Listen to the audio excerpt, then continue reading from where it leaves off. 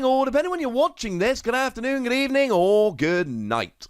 My name's Ross, and as always told out of Voice of Radio. So today, we need to take a little bit of a look at a new Zoroark. And this Zoroark looks like, and I am not exaggerating or being hyperbolic or clickbaiting when I tell you this, this might be the most exciting card we have seen in years. I am putting this just a shade below Ditto Prism Star in terms of I can make stupid decks and I love it. A slight shade below, but then again, Ditto was a once per deck thing. Zoroark very much is not. Now, if we start off having a little bit of a look at the basics here, what we can see is we are rocking 120 HP, which is actually annoying. There's always been a real difference between 120 and 130, but now that Rapid Strike Urshifu can hit 2 Pokemon for 120, it's actually made even worse because you're not safe on the bench. I would much rather have 130. You got a retreat cost of 2, which does mean Air Balloon for free retreat, which is not a terrible thing. We've then got a weakness to Grass, which again is fine. Grass is not a big type right now. And you're a Darkness type, which means you're hitting weakness against things like Shadow Rider Calyrex, although honestly your typing here is going to be largely irrelevant, as we're going to see in a moment. So what have we got? Well, this is a Chinese card. This has started to happen. Chinese language cards have been leaking out a little bit sooner than Japanese cards sometimes. And by now, you know, we got a lovely little network of translators we use for Japanese. Don't have that for Chinese. Incidentally, if anybody out there can read Chinese and wants to be my friend, do hit me up on Twitter at @TheWossy, because there will be more Chinese questions in the future, I think. But what we've got here is an ability. Now, I've coupled it together with the lovely Primal Lugia and Google Translate and things of that nature. It is not 100% confirmed here. I really want to see an English scan or a Japanese scan and have Antoine have a look at it, but we're fairly sure the ability goes something like this. Once during your turn, you may choose one of your Stage 1 Pokemon in your discard pile and switch it with this Pokemon. Discard all cards attached to this Pokemon. We think that is how it goes. Essentially, it's kind of like Ninja Boy, except it's Stage 1s rather than basics, you're swapping from the discard pile rather than the deck, and you don't keep any energy on there, etc. Which is actually kind of an annoying thing, because otherwise you could say stack Aurora energy on and then start swapping and your opponent wouldn't know what was coming. And I think this is a flat out, over the top, crazy good, phenomenal, brilliant ability, which can lead to some of the very, very best decks in the game. It sounds amazing. I should also give a shout out to @S_Synchron over on Twitter, who has provided a translation which does match with what we think it is here. So, yay! I love this card.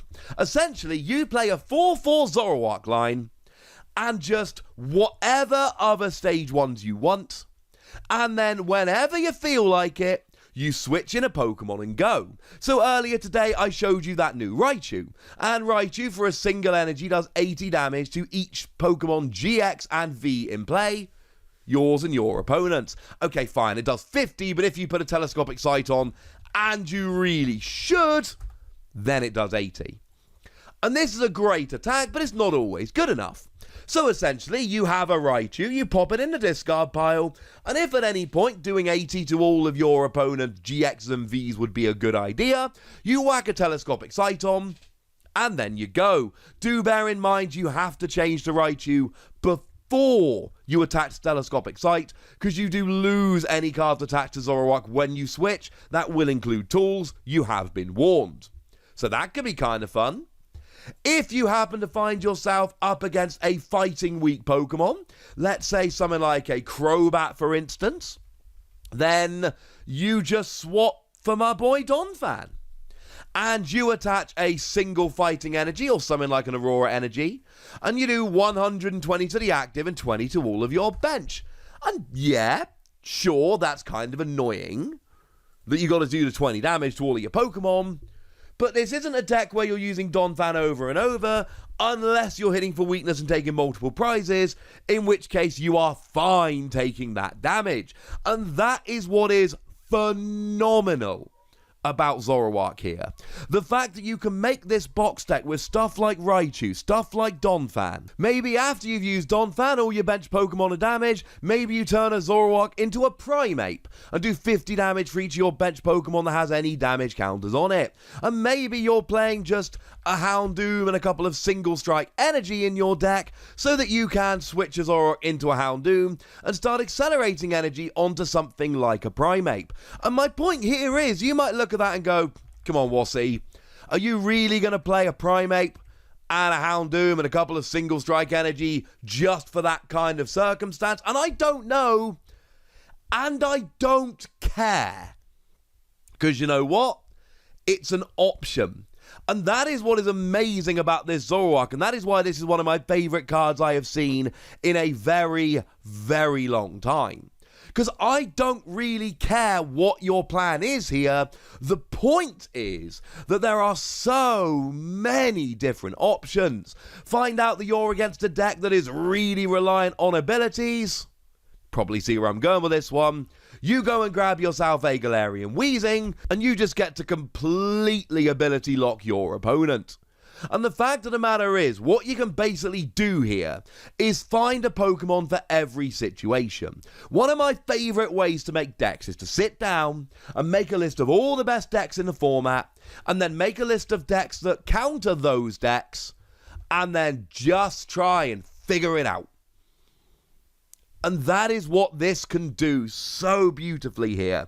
Want to hit fighting Pokemon for weakness? Go and grab a Donphan. Want to have a nice Outrager for after Donphan? Go and grab a Primeape.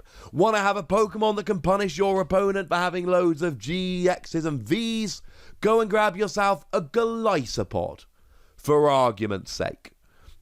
You can even do really dumb things, like go and grab an Electrode and have a couple of lightning energy in your deck, and then switch Zoroark for Electrode, KO it to go and grab a couple of lightning energy and then go. And again, I'm not saying this should be your primary plan.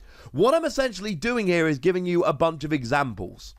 What you can do here is near limitless. We have a bunch of super interesting Stage 1 Pokemon, and you can do whatever you want here.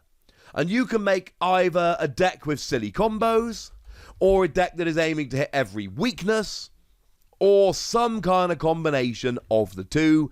It is phenomenal. It actually reminds me very much of the first Zoroark, and this was a card that I played a lot and saw a fair bit of success with, because the one from Black and White for 2 energy, or a double colourless at the time, let you just copy one of the defending Pokemon's attacks.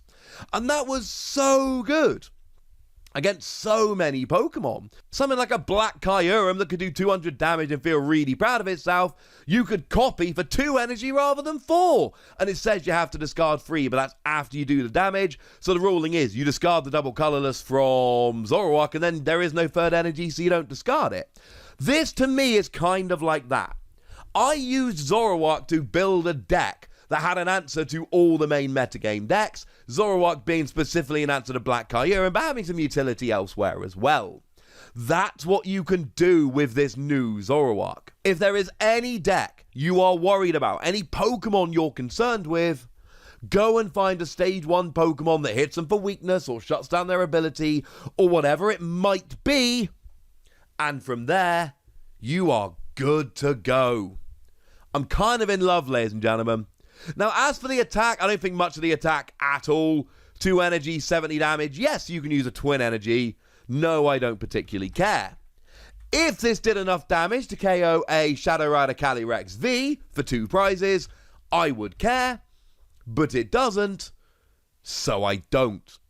You could mention that it gets a KO on a Giratina, but the fact of the matter is Giratina is rotating about when this comes out. So I care a lot less, if I'm honest with you.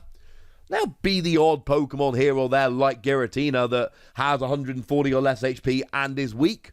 And against those Pokemon, go for it. But it's not great. by all means, play a Twin Energy or two to take advantage of it, especially given you're going to be wanting to play Twin Energy for other Pokemon, like Golisopod, but I don't think it's an attack on which you should be relying. So there we... Oh, wait, score, 5 Wassies. For me, this is a slam dunk, no question, 5 Wassie card.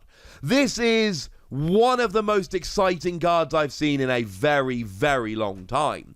This, to me, is like a more awkward Ditto Prism Star, but it can be the center of my deck rather than a bonus. Ditto could evolve into any stage 1.